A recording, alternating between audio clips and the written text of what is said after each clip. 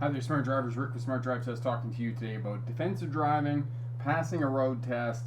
This is a little bit for driving instructors and CDL drivers as well. But we're talking about situational awareness, keeping yourself safe, and passing a road test. Stick around. We'll be right back with that information.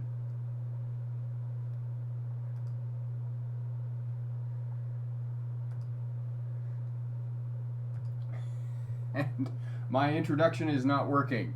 There we go. It's what happens when computers and other things, modern technology just not doing what it's supposed to be doing. So apologies about the black screen there. But we'll get going here, and unfortunately the live stream says that it's not very good, but we'll figure this out here.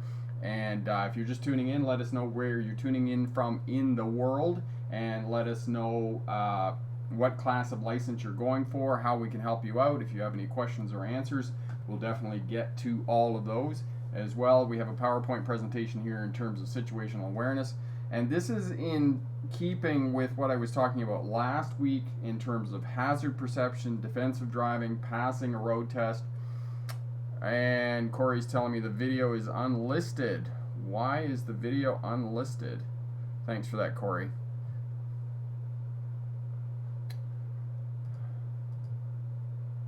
There we go. Okay, so hopefully that's fixed it a little bit here. Sorry, Corey. Thanks for letting me know, Corey. Okay, so the video's public now.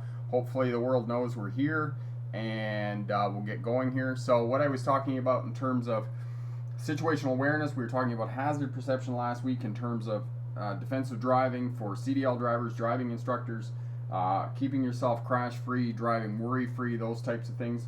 All of that is going to keep you safe when you're driving and when you're studying to practice a road test, and that's all going to help you. Now, situational awareness, we're just going to pop over to the PowerPoint presentation here. We get going, and I may do this again. I'll see how the live stream goes here, but again, if you're just tuning in, let us know where you're tuning in from. Let us know what class of license you are getting, and anything that we can help you with. And of course, there'll be a question and answer period after the presentation. I apologize that it was listed as private, unlisted. I don't know why that happened, but anyway, we'll get going here and get over to the PowerPoint presentation. So just bear with me here 1 second. All right, there we go. All right, so situational awareness, and situational awareness is the risks associated with driving are going to be very different depending on which kind of driving environment you are in, whether you're on a country road driving through the bush with animals, farm animals, and those types of things, or if you're in a big metropolitan city in London, England, or you're driving in Mumbai, or you're driving in Philadelphia in the States or whatnot. It's going to be a very different situational awareness, because depending on where you're driving, you're going to interpret that there are different risks. And one of the other things I'll give you a definition afterwards that one of the other smart drivers gave me, and I thought it was an excellent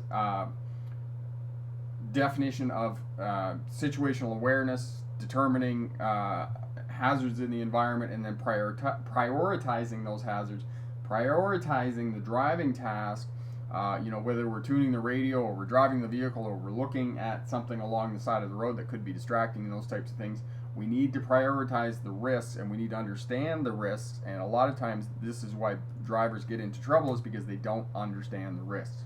All right, so just before we get started here, I am Rick August. I do have a PhD in legal history from the University of Melbourne, graduated in 2006. And for those of you who don't know, legal history is the study of policing, courts, and prisons. And my expertise is in policing, oddly enough, as it relates to traffic. Throughout most of the 1990s, I drove truck.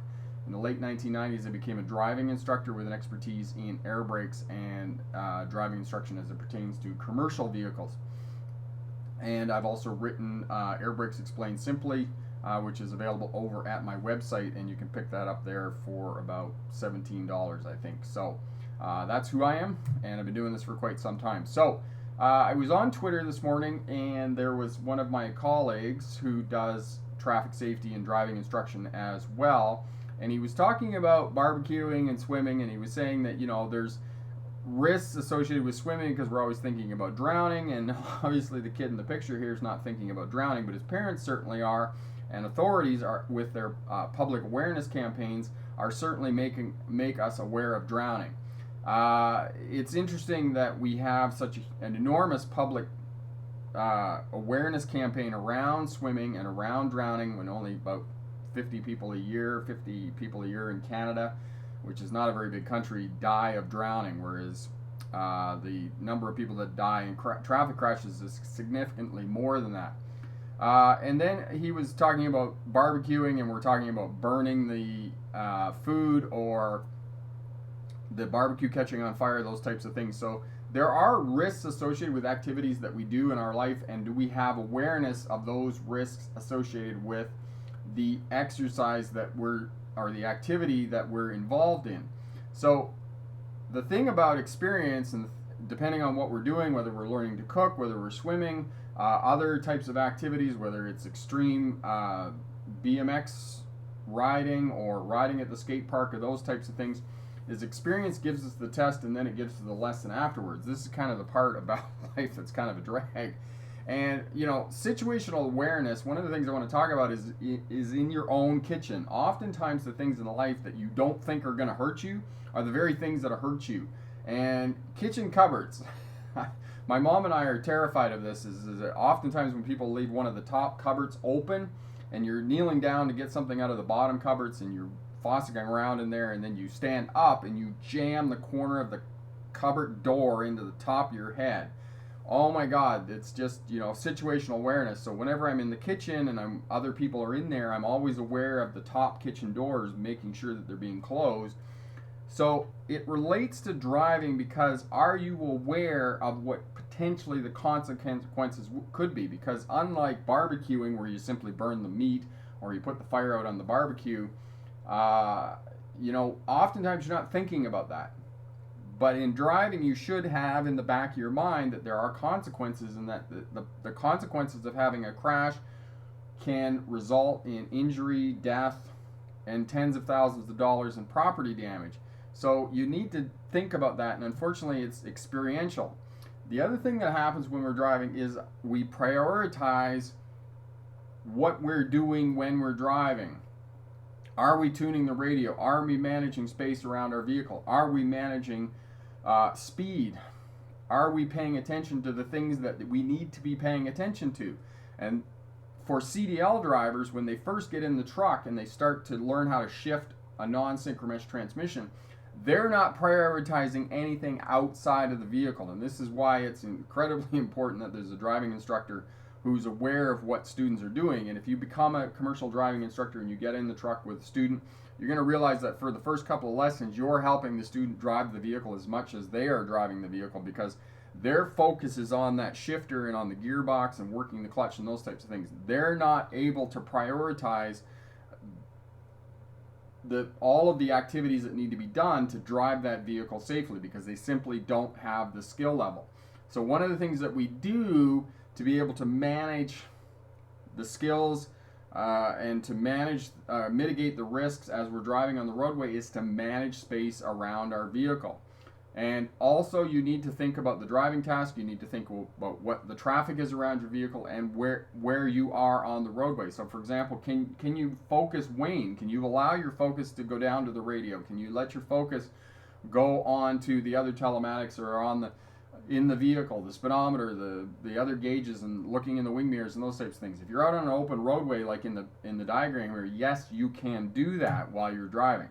So what is situational awareness? And the reason that I came to this topic is because one of the people who's on my Facebook page this week was rear-ended on a highway. And this is something that doesn't happen very often. Moving vehicles rarely get rear-ended. So it's a rare type of crash. And essentially what happened is there was a passing lane on the highway, and there was a transport truck in front of him, pulled out to pass the transport truck into the lane near the end, where there was only about 200 meters left, or about 300 feet at the end of the lane. Actually, it's about 500 feet. And he got rear-ended by another vehicle coming up behind. So I wanted to talk a little bit about that situational awareness. Where are you on the roadway? What are the inherent risks associated with the traffic that's there and with the configuration of the roadway, the infrastructure? So this can change depending on whether you're a student getting your first license, whether you're a CDL student, whether you're learning how to drive a truck or a bus. And all of this is going to have to be mitigated by driving instructors. And what is the purpose for learning to drive and get your license? Are you learning to drive to remain crash free, or are you learning to drive to get a license? Because those are going to require different situational awareness, because when you're learning to get a license, when you're learning to drive a big truck, your focus is, as I said, on shifting the transmission. But where do you position your vehicle when you stop at a stop sign or a controlled intersection? Before the stop line, before the crosswalk line, before the sidewalk. So these are other considerations that you have to have in your head. Once you get your license and you start participating in social driving, you're not going to stop at the stop line most of the time. You're going to drive up, you're going to make sure there aren't any pedestrians, and you're going to pull up until you can see the cross street. So these are different situational awarenesses that you have to have depending on whether you're learning to drive safely or whether you're learning for the purposes of taking a road test. Now, for driving instructors, you need to do assessment for learning. You need to have situational awareness in place, not just for what the driver is doing in terms of the vehicle and where they're positioning it on the roadway and what actions he or she is taking, but you also need to do an assessment for learning. You need to look at the student and you need to say, okay, this student has these abilities. And sometimes it's going to be at the one end of the spectrum where you've got completely nervous Nellies who have absolutely no confidence and very little driving ability with a vehicle. And at the other end, you've got confident Carl. He grew up on a farm. He's been driving tractors. He's been driving all kinds of large equipment and those types of things. He gets in the vehicle, can just do it. And basically all you need to do is just tune that person up a little bit and give them the requisites for being able to pass a road test. The other thing you need to determine, especially if you're working with somebody from the lower end of the spectrum who is starting farther back in the learning path, is that how much can the student take on? How much information can I give the student? And one of the things you learn as a driving instructor or any teacher is that when you're giving information to a student, you give them a little bit and you see whether they are able to take that on board, whether they are able to incorporate that. And if they can, then you start to increase the amount of information that you're giving them. So basically the infograph is where is the learner now? What is the goal? What do we need to do? Do we need to pass a road test? Do we need to teach this person advanced driving techniques, PDIC, professional development improvement courses? Do we need to help the student to get a commercial license? And then how do we get there? What path do we need to do? And I've worked with all kinds of drivers. Some of them are really good and will take the information on really quickly. Others not so much, and you got to be very creative in how you give them the information. So situational awareness it depends on the driving task and the complexity of driving. And I come back to this again. These are the 6 features of driving: the driver, the vehicle, the traffic, the road, light, and weather. And these can come together in any combination. And one of the things that's constantly changing is the traffic, the vehicles on the roadway, and the road itself. So you're going to start out in the morning, you're going to be going to work or going to get your coffee, you're going to start out on a quiet residential road, you're going to pull down onto a city street where it's a little bit more complex. You got a roundabout, you got pedestrian crosswalks, and then you pull out onto a multi-lane city roadway where you got complex intersections, you have painted islands, stop lines, and different kinds of traffic. You've got passenger vehicles, trucks, buses, bicycles, scooters, all those types of things. So the roadway and the traffic that's on that roadway is going to demand different situational awareness. You're going to have to assess the risks, assess the traffic that's there, the road users that are there, and then you're going to have to prioritize those risks and respond accordingly with observation, communication, space management, and speed management, in that order of situational awareness. So where am I? This is basically what I'm saying. Where are you on the roadway? What is the traffic around you? What are the potential hazards that could materialize into a danger that could potentially cause a crash? Here's another one. I just shot a video here with a transit bus on the far side of the intersection. This is usually where the bus stops are. If there is much more traffic in this intersection, you're coming up here and you look across here and see the transit bus stop, you need to determine, can I get through the intersection without changing lanes in the intersection, and can I clear that intersection? Because if you block an intersection on a road test, that's an automatic fail. If you don't clear an intersection when you're just out driving, it could result in reduced traffic flow, or potentially you could get a fine if a police officer is there. Okay? So where are you on the roadway? Are you sitting in traffic? Are you driving on a highway? Are you passing on a 2-lane road? Are you still learning? Are you just beginning to start your path? I mean, and I get this lots of times with new students who say, oh, my turns are too wide or my turns are too narrow. And the video I send them is how to learn to drive and get them back into the parking lot working with cones, because you shouldn't be out on the roadway if you are not completely 100% comfortable with the primary controls, the brake, the throttle, and the steering wheel. If you cannot manipulate those primary controls without thinking about it, in my mind, you really shouldn't be out on the roadway. You should be in a parking lot working with the cones and becoming completely 100% comfortable with the primary controls and learning where your vehicle is in space and place.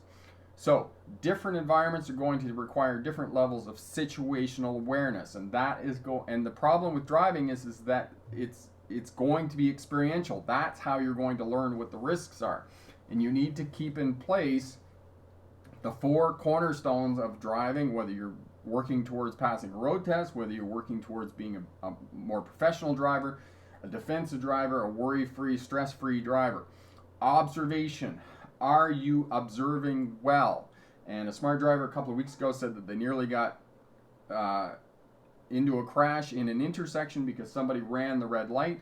You need to observe the intersection before you enter the intersection. So it's left, center, right.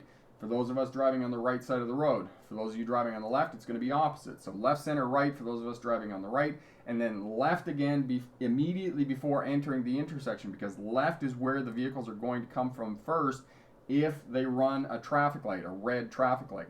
You need to communicate, and you need to have space management around your vehicle. If you have space around your vehicle, you have a buffer that you can allow your attention to wane, and you manage space by managing speed. And for those of you going for road test, speed management, posted speed limit, or the flow of traffic, whichever is less. All right? So, for driving instructors, there's going to be an ebb and a flow to the driving lessons. You're going to try and impart to the student what is expected of him and her, what the risks are, and what the situational awareness is, and use those situational awareness as teaching moments. Many people who drive have a very high level of situational awareness if they're driving in bad weather, in winter driving conditions, for example. In the summertime, that situational awareness wanes, and the number of traffic crashes that occurs in the summertime is reflective of people's situational awareness waning in the summertime, and because we have more traffic on the roadway, we have more vehicles. But unfortunately, in the summertime, people get out and they get on clear roads, good weather, and they're not very far from home, and their attention wanes. Their attention isn't what it should be on the driving task, and they get into a crash. Most numbers of crashes happen in the summertime. So this is one of the things that driving instructors need to impart to students.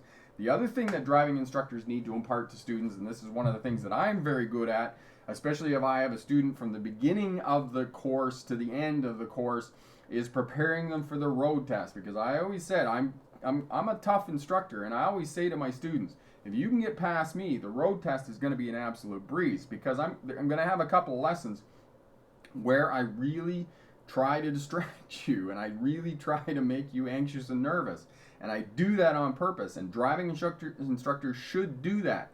But don't do it if you haven't developed a rapport with the student, because if you haven't developed a rapport with the student, they're just going to think you're being mean. Okay, so communicate to students what they're doing. And remember, young people who are learning how to drive, whether it's a car or whether it's a truck or a bus, these are adult learners. They want to know what's coming down the pike. They want to understand what you're doing. So if you're saying, listen, I'm going to try and distract you today, I'm going to talk in your ear the whole thing, I'm trying to distract you, I'm trying to get you to focus on the task at hand, I'm going to do a mock road test, I'm going to be the examiner, I'm going to ignore you the whole time, I'm not going to tell you anything that you need to do, I'm just going to mark it down on a sheet. That way you're going to have good rapport with the student, and the student's going to know what's going on, and the two of you can work together to better improve the student's ability. Okay? So, as I said, situational awareness is going to be experiential, and this is why when I tell students who are learning how to drive with as many different people as they can, their mom, their dad, their uncle, their aunts, their cousins, whoever they can get in the vehicle with, and drive in as many different vehicles, as many different driving environments as you can, because driving is an experiential, and the more experience you can get, the better able you are to develop the habits that are going to keep you safe. You're going to be able to deal, for young people especially, with drinking, driving, dating, and distracted driving, which all of these things happen at the same time now, unfortunately. And you're going to communicate and observe correctly in the vehicle. And you're going to be able to manage space around your vehicle, and you're going to understand situational awareness as it pertains to learning to drive. So we'll answer any questions we have. Hopefully we got the word out to people that we're live. So good luck on your road test, and remember, pick the best answer, not necessarily the right answer. All right, main camera, transition, there we go. And we'll come over and see if some people have showed up. Excellent, so some people have showed up. There we go. Okay, so Ruth is here. Shig is here. Ruff, Tank, Vic, Jasmine, Carrie. Awesome, so there's some people here watching. And we got going here. My apologies again for the live stream being on private. I'm not sure how that happened. All right, tuning in from Las Vegas. Excellent. Got my road test tomorrow. Great. Excellent. There you go. Video and audio good. Awesome. So there we go. Ninja Kitty, my mentee, passed on their first try for notoriously difficult testing center. I think your videos for that, I learned a lot. That is excellent. Congratulations on helping your student to pass, and your student passed first time. That is absolutely awesome news. Okay, so situational awareness, I was talking about this, and what spurred, or what motivated this topic was that the rear end crash on the highway. And I don't get involved in comments on Facebook, because unfortunately I think you're asking to just have an argument. And I operate at a very high level. I like, because I've read all of the driving manuals in North America, and I teach defensive driving. I do this every week. I get much better at being able to communicate to you skills and abilities that you need to do, not only to pass a road test, but to also drive defensively, drive crash-free, and worry-free. So those are the things that you can do. And one of the prevailing thoughts, or the prevailing thinking in driving, that if you get rear-ended, that the person who hit you from behind is at fault and there wasn't anything you can do about it. And one of the things that you need to keep in mind in terms of situational awareness, and this is the same thing as what Robert Kiyosaki said, we have this prevailing ideology in our society that, oh, I can't afford that. So people deny themselves things that they can't have because they can't afford it. If you change your thinking, instead of saying, for example, I want nice shiny tire rims for my car. I want nice rims for my car. They cost $1,000, but I can't afford them. So you never go out and buy them. Rather, you say to yourself, how do I afford those? All of a sudden, there's options, possibilities, and things that you can do. Now, this relates to situational awareness and coming back to defensive driving as it relates to rear-end crashes. If you're sitting in traffic, if you pull out in front of somebody, instead of thinking, oh, it's the person's fault, as many people say to me in terms of crash analysis or have a near miss or whatnot, oh, it was somebody else's fault. No, rather than laying blame, you say, how can I avoid that? How can I keep myself safe? How can I keep my family safe? How can I stay safe when I'm driving? When you change that in terms of defensive driving, in terms of rear-end collisions, now you've taken responsibility. Now you're beginning to think about situational awareness. Now you can keep yourself safe. So when you're sitting in traffic and you keep that space in front of you, approximately one vehicle length, because when you stop in traffic, you want to be able to see the tires of the vehicle in front of you making clear contact with the pavement. That way, if you're looking in the rearview mirror, you'll have situational awareness. You have awareness that you're sitting in the queue and there's nobody behind you, and you looking in the mirror and you see that car coming up quickly. You can pull forward, you can flash your brake lights, or you can simply drive around the vehicle in front of you. That's going to keep you safe. It's the same thing with the person who made the lane change on the highway. The truck pulled out in front of him, had to slow down. If he may or may not have been too close to the truck in front of him, didn't check his rearview mirror and see the vehicle come careening up behind him. Had he done that, he may have avoided being rear-ended on the highway. So you need to have situational awareness, which is about observation, about communication, and getting the attention of other drivers. So you need to keep all of this in mind as you're learning how to drive, as you're learning how to pass a road test, and you're learning how to keep yourself safe on the roadways. Okay?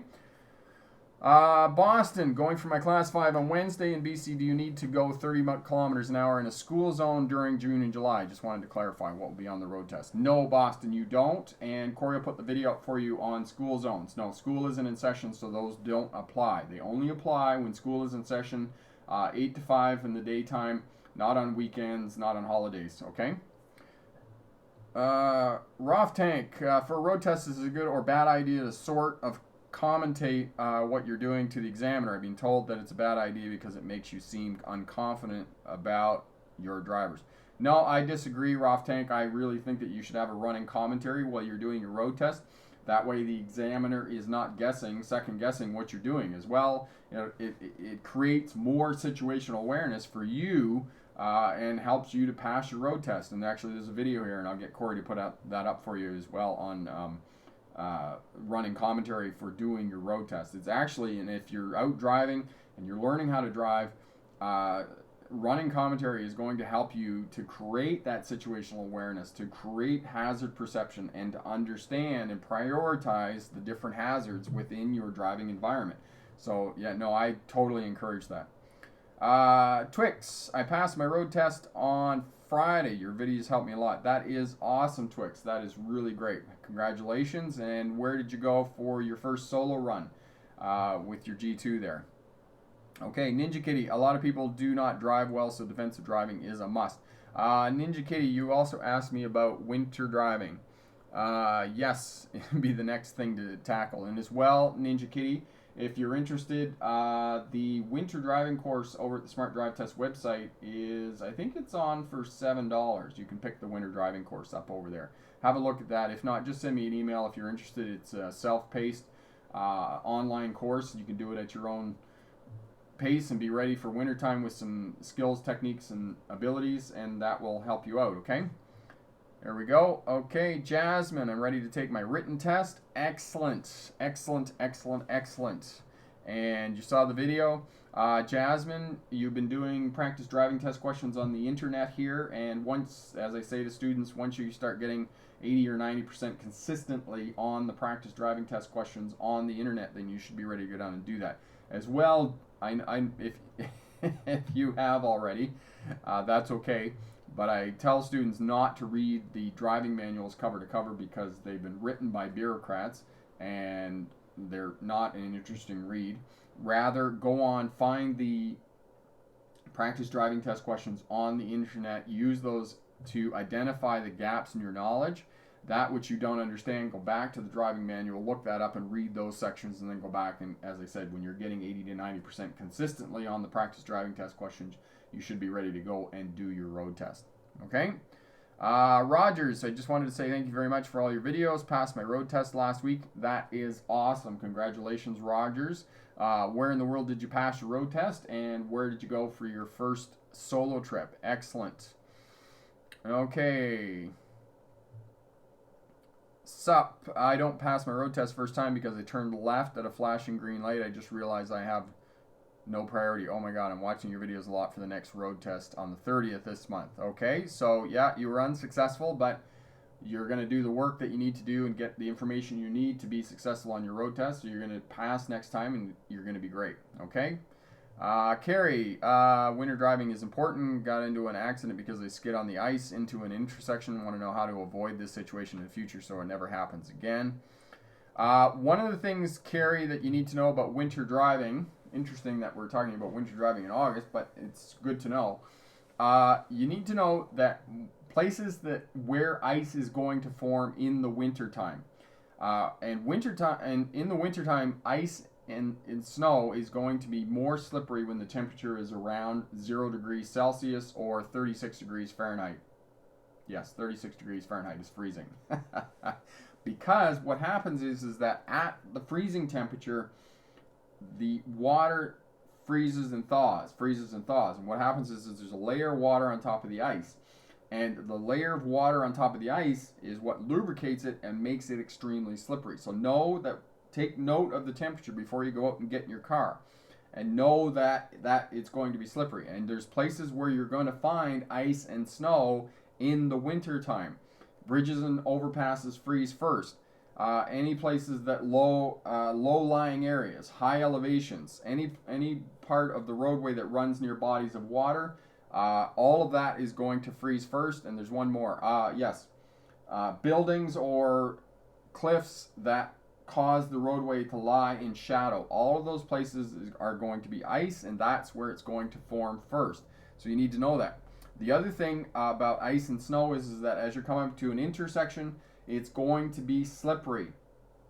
And the reason it's slippery is because the cars come up, they hit the brakes, they skid, they slide, they create friction, which creates heat, melts the snow and ice a little bit. You get that layer of water on top again, which lubricates the ice and snow and causes it to be slippery. So those are the places you're going to find ice and snow. That's where it's going to be slippery.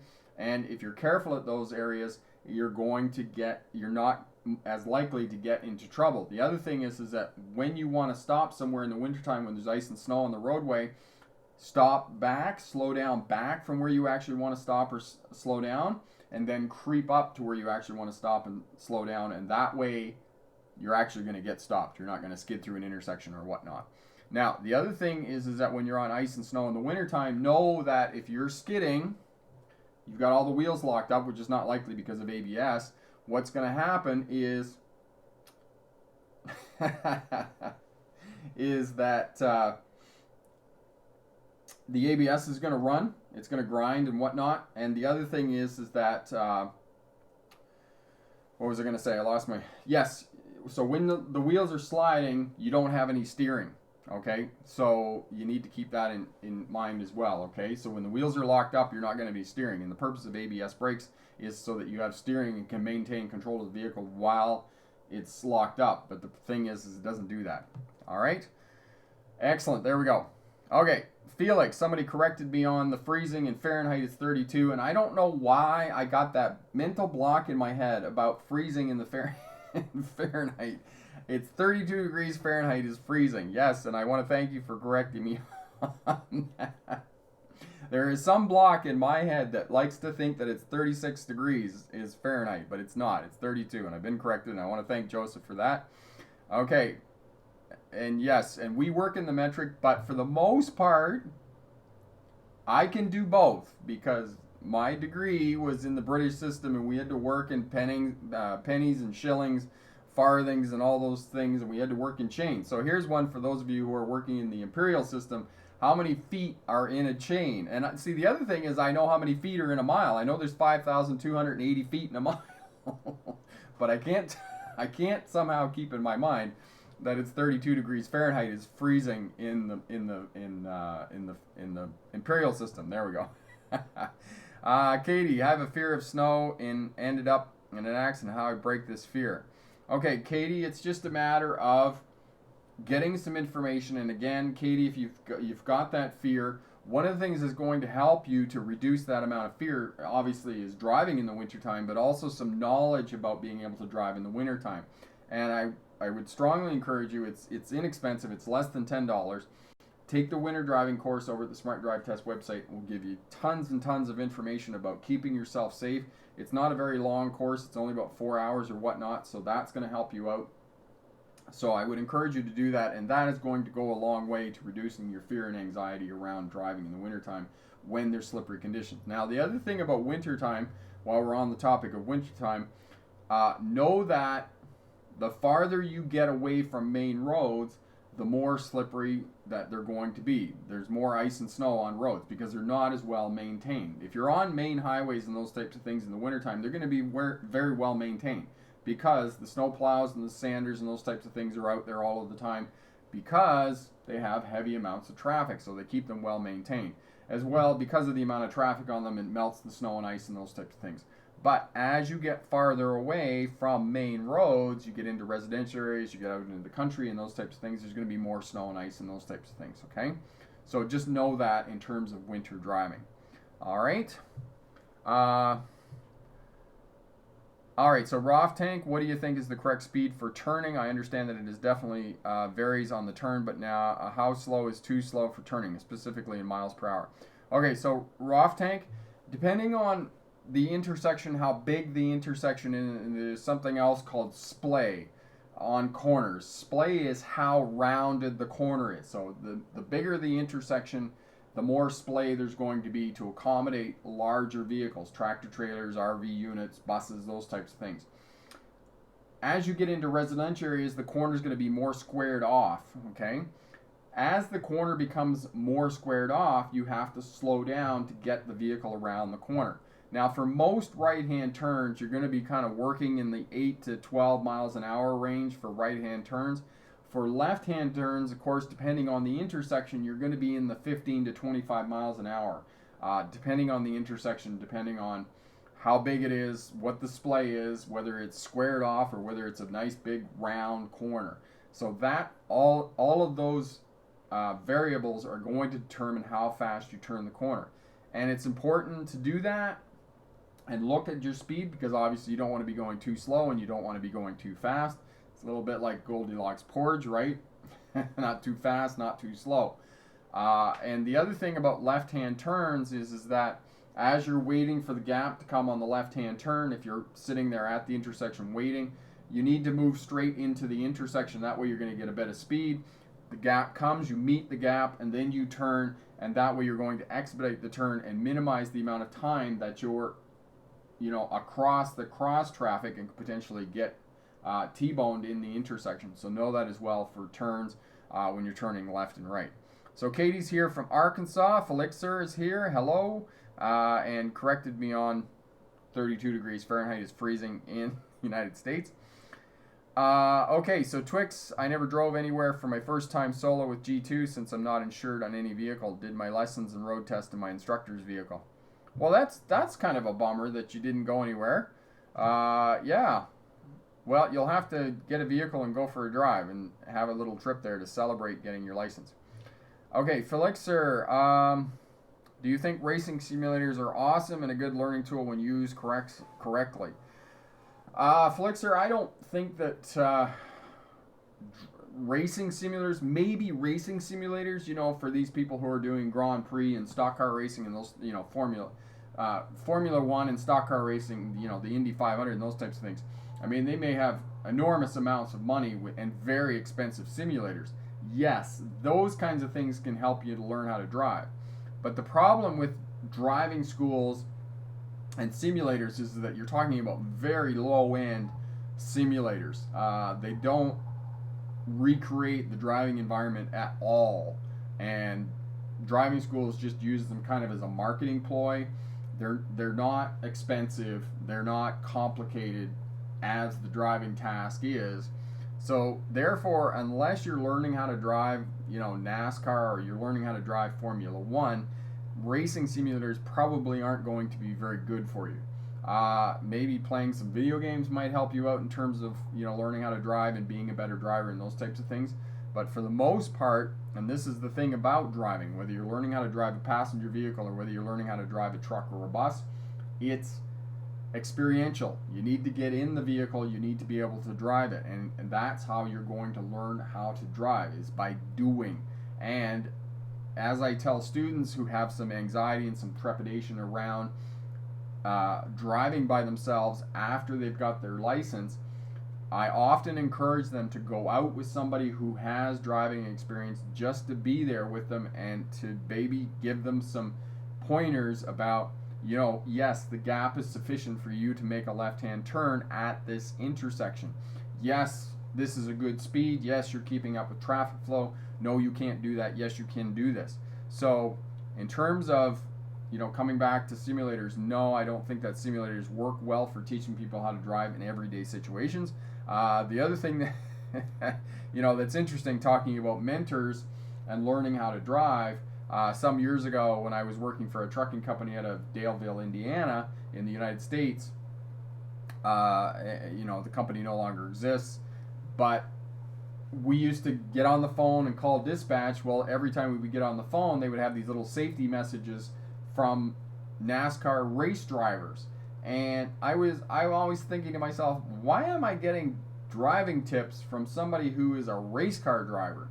Race car drivers learn how to drive. They're 2 feet off the bumper of the vehicle in front of them. They're doing 180 miles an hour on the back straightaway. Well, I'm thinking to myself, what does that have to do with learning how to drive a truck and learning how to drive a truck safe? I know there's all kinds of crossovers in terms of masculinity and being able to drive a big truck and drive a Harley Davidson motorcycle and watch NASCAR and those types of things, but I just, in terms of experience, I didn't think that race car drivers had anything to offer me in terms of learning how to drive a big truck well, other than their authority, right? They're on the NASCAR circuit and they're driving well and those types of things. Yes, but for me personally, it was difficult to take anything that they said on board and apply it to my own driving, because these people hadn't driven trucks, right? So I don't know. Maybe other smart drivers. What are your thoughts on simulators and those types of things? Those are my thoughts. Okay. Rough Tank, for a road test, will you be marked off for being too cautious on a right on a red? I've had moments where I didn't see something originally that could have gotten me into an accident. So, Rough Tank, definitely have a look at on the video on turning right on a red light. And this goes for all of the people who are watching the live stream. If you're watching on the replay and whatnot, if you come up to a red light and you don't feel comfortable going on the red light, you don't have to go. You can wait for the green light. All right? So, no, you're not going to be knocked. You're not going to be assigned demerits for being too cautious when turning right on a red light, especially if you're at a complex intersection and there's a lot going on. You've got pedestrians, you've got other traffic, advanced greens on the other side of the intersection, and those types of things. You're not going to be marked for that. Unless it's a real ogre of an examiner, no, you're going to be just fine. Okay? I was told that right on a red is optional as well, though it probably makes the people behind you angry. Rough Tank, if you don't want to go and make a right-hand turn on a red light, you have every right to wait for the green light. And if you're on a road test, don't worry what the other people are thinking behind you. Okay? Just focus on what you're doing for the purposes of the road test. And this comes back to situational awareness. Focus on what you're doing. There's so much stuff going on in the driving environment. It's very easy to become distracted by the telematics in the vehicle, by whatever the examiner's doing, whatever he or she is writing on their clipboard, whatever the examiner is writing on his or her clipboard. Do not pay attention to that. Focus on what you're doing. Have complete and total situational awareness of what is happening in the driving environment. So, turning right on red, it's optional. If you're in New York City, you can't turn right on a red in the 5 boroughs, and as well, be sure that you're looking for signs that prohibit you turning right on a red light, because you do not want to do that. That would be an automatic fail on a road test. Okay, Chroma, driving a car game can make someone learn how to drive. Yes, it can, and there are some transferable skills. I'm not saying that simulators are completely useless. There are some transferable skills, but there's all kinds of things that are going on in the car that, in my mind, video games, simulators, those types of things simply cannot teach you. Okay, you will be ahead of the game in terms of ability to understand hazards and those types of things, and know that you're going to crash if you go around the corner too fast and whatnot. But the feel of the car, how tight the steering wheel, how much the steering wheel has to turn. There's a huge difference in the turning radius, how sharp a vehicle turns depending on the make and model of the vehicle. So my Honda Civic, the CRV, was called comfortable runaround vehicles. You can put that thing anywhere in a parking lot and get into tight spaces and whatnot. But if you're in a Dodge Ram 1500, the turning radius is absolutely atrocious, and you're going to take up 2 parking spots because the vehicle is really big and those types of things. So depending on what you're driving, where you're driving, the environment, and those types of things, all of that is going to require situational awareness, and you're taking in the driving environment in relationship to the vehicle that you are driving. Okay, yeah, I definitely need to stop caring about the drivers behind me. Sometimes when I'm practicing near the DMV on 25-mile-an-hour areas, the cars behind me end up passing me on the shoulder. Yeah, and again, Roth Tank, if they're doing something goofy, just again, focus on what you're doing. Don't even pay attention to what they're doing. You need to focus and pass your road test. And this goes for everybody who's taking a license, whether you're taking your driving instructor's license, whether you're taking a CDL license, passenger vehicle, taxi license, whatever it is. You need to focus on what you're doing. And it's almost like this tunnel vision. You don't want tunnel vision when you're driving, but it's this focus on one thing. Focus on what you're doing. And the other thing with focus is, in terms of a road test, especially if you're taking a passenger vehicle road test, you only have to focus for about 20 minutes. And in some of the larger metropolitan areas in the United States, in New York and other places, you only have to focus for 8 or 10 minutes. Okay? So it's a very short period of time that you need to focus, but you have to focus on what you're doing.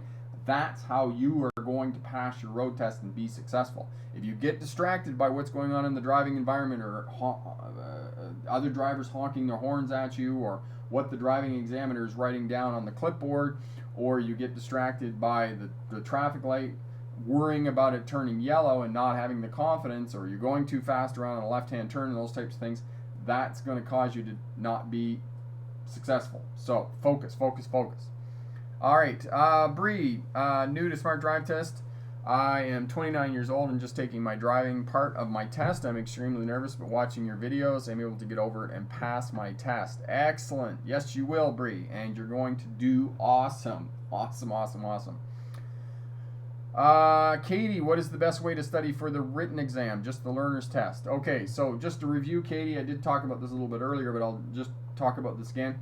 The best way to do it is to go on the internet, find the practice driving test questions. There are a few over the Smart Drive Test. I don't have as many as I should have, but there are some over there. Do the practice driving test questions. Use them as a tool for learning. And what I mean by that is that do the questions, take note of the questions you got wrong, and then go to the driving manual and look up the sections that you didn't get right, okay? Don't read the driving manual from cover to cover, because it's written by bureaucrats and it's boring, boring, boring, boring, okay? It'll cure insomnia, that's about it. All right, so use the practice driving test questions to identify the gaps in your knowledge. Go to the manual, look it up, and if you don't look it up there, then look it up on the Smart Drive Test website, look it up on the YouTube channel here. That will give you the information you need to be successful on your learner's permit, and then go back and do the test questions and just kind of repeat that process. Once you're getting 80 to 90% consistently on the test questions on the internet, and go to different sites and do different questions, because they'll ask you the same thing in different ways, okay? Then you're ready to go down and do your road test, okay? And know that wherever you are in the world, whichever state you're in or whatever province, usually the authority, so for example, ICBC here in Canada as well, has their own practice driving test questions. So you can go on the ICBC site and they have practice driving test questions as well. So that will help you out in terms of getting your learners and passing your learner's test. Okay, Tanya, I started watching your videos a couple of days ago and I've already improved a lot. Driving really is a social activity. Yes, it is, Tanya. And it's what I say, it's the culture of driving, social driving, and you're going to find that as you get more experience and you drive in different places in the world, that different people are going to have slightly different ways that they drive, okay? So this is really great. Lena, this is a great channel. Thank you, Lena, for that compliment, and we're happy that we can help out. If you have any questions at all, let us know. And again, if you're watching on the replay, let us know where you're tuning in from. Let us know where you are in the world and what class of license you're going for, and we can help you out with that. There we go. There we go. Okay. So excellent. There we go. And Corey, how to pass a driver's license. There's a video there for the knowledge test as well. And the example that I give, and the other thing about practicing for the learner's test goes with the tagline that I have for the channel. You know, pick the best answer, not necessarily the right answer. And the reason that I say that is because it comes from studying for multiple choice learner's tests. Know that all of the tests for driving for the learner's test are all multiple choice. They're going to have 4 choices, and you need to pick the best answer. Most of the time when you're doing multiple choice questions, you can almost immediately eliminate 2 of the options on a multiple choice question. It's going to be kind of a 50-50 choice about which answer is going to be correct on the multiple choice.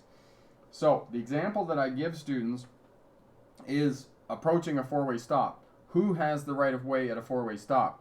First person to arrive, the vehicle on the right, the largest vehicle, or the vehicle in the intersection. 2 of the answers are correct. Vehicle on the right, first vehicle to arrive. Those are both correct.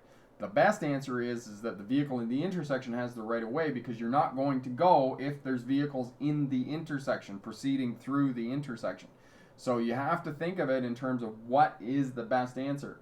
And a lot of these driving centers, I will say this, are moving more and more to situational questions. And in other words, what I mean by that is they're giving you a diagram, they're giving you an animated video clip, and they're asking you to assess the situation.